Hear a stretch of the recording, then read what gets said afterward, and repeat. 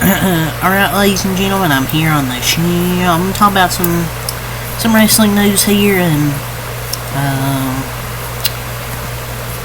maybe something else. We'll see what else I want to talk about. But I'm gonna talk about wrestling because there's a lot of stuff, a lot to get into.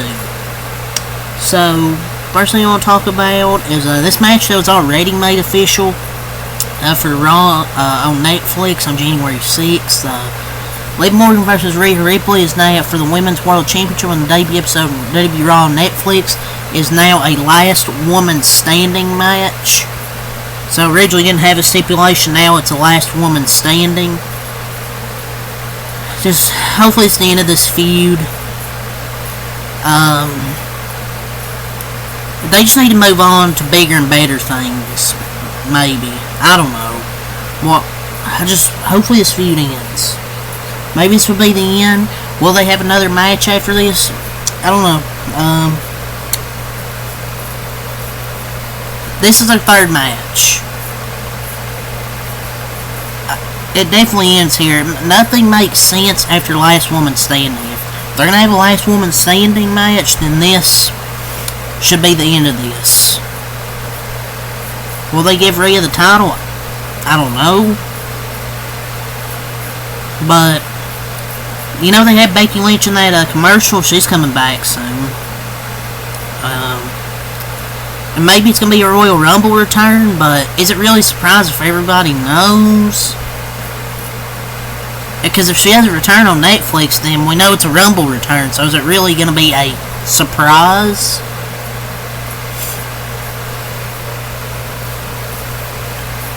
I don't know if they're going to have Rhea take the title. We'll see. But he'll be, at least, maybe the stipulation will make it more exciting.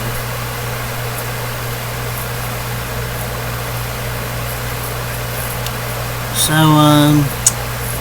this is via PW Insider. So currently the majority of the talk has circled around the idea of John Cena versus Cody Rhodes at WrestleMania 41 for the WWE Championship. So now we've went from Cody Rock, Roman Cody, with all these rumors, to now John Cena possibly versus Cody Rhodes for the WWE Championship via PW Insider. End quote. We've heard the match mentioned by numerous sources over the last 2 weeks, as recently as yesterday, but everything is subject to change, especially if The Rock comes back in the fold and wanted to work with either Cena or Rhodes at the show, at which point any creative plans would be reworked to fit The Rock's vision. Whew. I don't know. I don't think Cody's facing Cena. I don't know. I mean, I would like to see John Cena win his 17th title, but is it gonna be against Cody Rhodes? I don't see this match happening at WrestleMania, because you know The Rock is gonna be there. The Rock will be at WrestleMania. There'll probably be dirt sheets that tell you, oh, The Rock isn't going to be there, he's not going to be there. Yes, he will. It's in Vegas, he's going to be working WrestleMania. I believe at this point he will win his 17th title. I don't know which belt. Maybe he'll take the title from Cody for a few months. I don't know. It's going to be interesting. I mean, well, but seeing Cody could be a match. I mean, but it's kind of crazy if that was WrestleMania. I was expecting maybe Cody and Rock, but we'll see. It's still too early to say, oh, that's what WrestleMania matches are going to happen. We'll just have to see what happens after the Royal Rumble. New York Post listed their Pro Wrestling Awards for 2024. Men's Wrestler of the Year, Cody Rhodes. Women's Wrestler of the Year, Toni Storm. Tag Team of the Year, The Young Bucks. The Young Bucks. Told you about tag team wrestling this year. Match of the Year, Bryan Danielson, Will Ospreay. Faction of the Year, Judgment Day. Story of the Year, Cody Rhodes finishes his story. promo of the year, Drew McIntyre and CM Punk exchanged during the March 25th episode of Raw pay-per-view. The pay-per-view of the year, WrestleMania.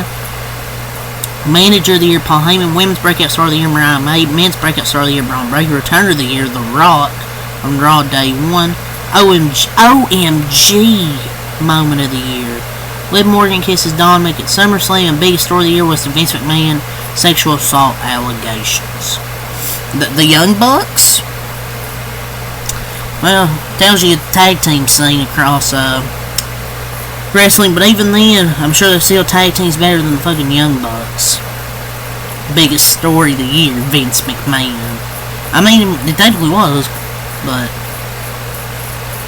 yeah, Mania 40 was definitely best pay-per-view.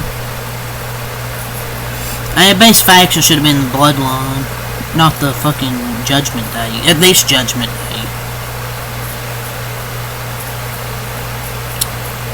So tonight is the final 2 hours. SmackDown have the show moving to 3 hours in the new year next week. So gonna be 3 hours SmackDowns now.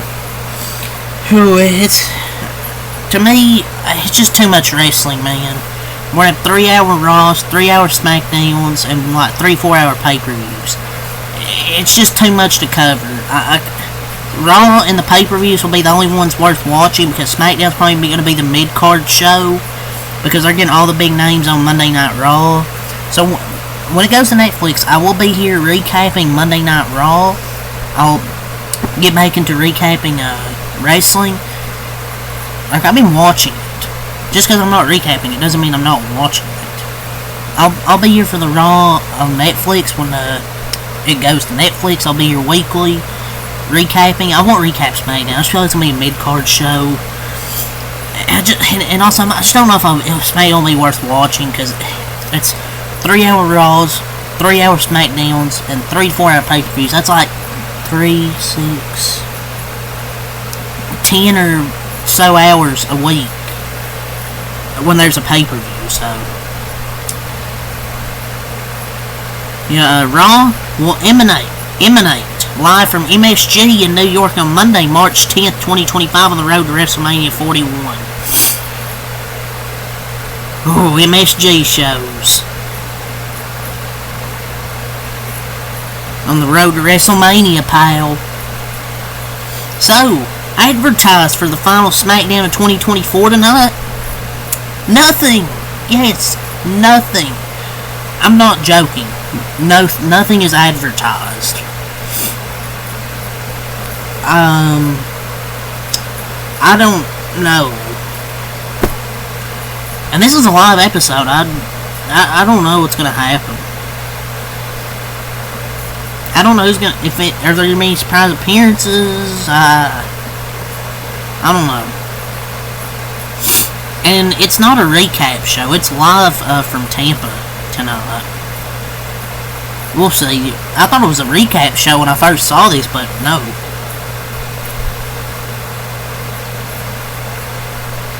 So, via WrestleVote's Radio Backstage Pass, WWE is indeed considering making certain pay-per-views into two-night events, with the next option being the Royal Rumble. As such, the two-night format is on the table for the 2026 Royal Rumble, which one night they'd have the women, one night they'd have the men's match. That's good, everybody. What the hell? In addition, Money in the Bank could also be had to multiple night event by 2027. One night the women, one night the men. I know they're trying to get the money out of this, while they're at their most popular than they've been in a while.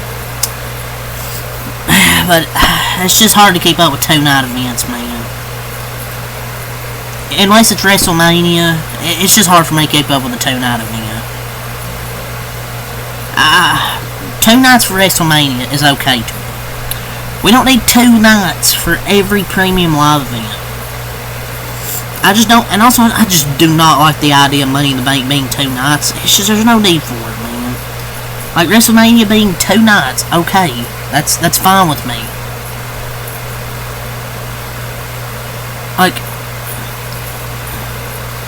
I mean, it's really just trying to get the money while they can, while it's at their most popular. It's just, we don't need 2 shows for Royal Rumble and Money in the Bank, man. it's just, I don't get it. Every pay-per-view into 2 nights, it just kills the special, how special the events are to me. And it's just, like I said, too much wrestling for me to keep up with, because if you're going to keep doing these 2-night events, when there's a pay-per-view, and also you have Raw and SmackDown weekly, and NXT and AEW, if you're a wrestling fan, watches all that. That's, I believe, 3 hours, going to be 3 hours of Raw, I believe 2 hours of NXT, I believe 2 hours of AEW, 3 hours of SmackDown, and if they continue to do these 2-night things, that's 3 plus hours. If you have the 2 nights, that's just too much wrestling to keep up with, especially if you're like me that covers other sports like NFL, college football, college basketball, NBA. It's just too much to keep up with. I mean, yes, it's more wrestling, but we don't have to have these 2-night events for every single pay-per-view. To me, it just kills the special of the event. Especially, Royal Rumble should be 1 night, not 2 nights. And I just don't like this idea at all. That's just my opinion. I don't know if people agree with me, but hey, if you disagree with me, it's fine. I'm not gonna argue. Also via WrestleVotes Radio Backstage Pass, there are several decently hyped people within WWE that don't like the idea of John Cena versus Logan Paul at WrestleMania 41. Don't want it to happen, which would, I think, be his last match. I don't think it'll happen. Look, I think Logan Paul's really good in the ring, but I don't think it should be his last match. It shouldn't. I don't know what his retirement match will be. I mean, I think this could be a draw, maybe a Saudi show or a different event. Because I don't think it should be a WrestleMania match, but I think it should be like a Saudi match. I think it would be good to be a part of his farewell tour. So it's like it says decently hyped people, so it's probably maybe Triple H maybe doesn't like that idea.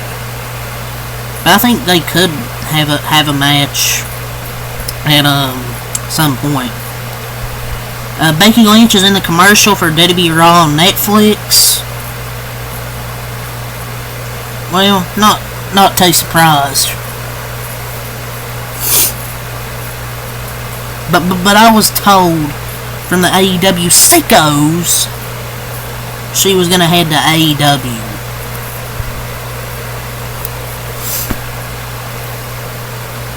But we have some NBA news to get into, so we'll get right into it. So, Draymond Green said Jordan Poole situation taught me how to be a better vet. It taught me to show me how to be a better vet. Had to go through that in order to learn. He's responsible for so many of our problems. That grown man, he had to learn how to not assault teammates, or he ruined the damn team. Could have kept Jordan Poole. He's actually doing it in the Wizards. And if we still had him, he could actually be a second scorer for our team instead. Fucking Draymond punched him, and I think he lost confidence after that. Had shitty playoffs, and now he's doing good with the Wizards. Potential suitors for Cam Johnson: the Magic, Lakers, Warriors, Kings, Grizzlies, Spurs, Thunder, Nuggets, Heat, and Pacers. Talking about some little NBA here. We need to when the Warriors need to try something, we need to go out and try and get Cam Johnson. We already did it with Schroeder if we traded Kaminga. But we didn't. And he's probably going to be a Thunder or Cav. Jimmy Butler was expected to rejoin Miami Heat this afternoon, but he remains away from the team per Anthony Chiang. It's interesting. I thought he was going to stay with the Heat, but now I'm kind of thinking he could possibly get traded. You might as well try and trade while you can. The Memphis Grizzlies are a team to watch for Dorian Finney-Smith. I feel like he'd be a decent piece for that team. The Miami Heat are a team to watch for De'Aaron Fox due to his connection with Bam Adebayo. I mean, they're linked to another star. They ain't gonna get him. So the Miami Heat are showing interest in John Conchar. He's not a great player. He's definitely not great. Seems about right that this is a player that he would want. Pat Riley says the Miami Heat are not trading Jimmy Butler. They even had to release a statement. They're going to trade him at some point. The Lakers are open to moving draft picks in exchange for immediate help. And that he wanted the Heat to acquire additional help, and they're materialized. But that's all to say. Peace.